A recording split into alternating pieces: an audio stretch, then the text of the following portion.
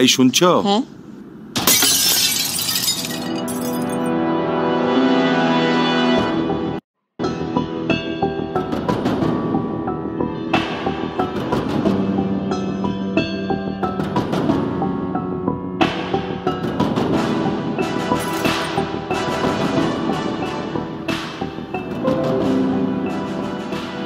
ছবিটা ভাঙলেন কেন আপনি?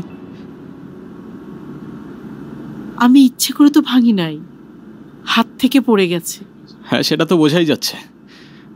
এই পুরো বাড়িতে আমার মায়ের একটা চিহ্নও তো আর বাকি রাখলেন না আপনারা। শেষ একটা ছবি ছিল, সেটাও ভেঙে ফেললেন। এভাবে কেন বলতেছো বাবা? আমি ইচ্ছে করে কেন ভাঙবো বলো তো? না, আমি বুঝতেছি তো, আমি খুব ভালো করেই বুঝতেছি। আপনারা যে সব প্ল্যান করে করতে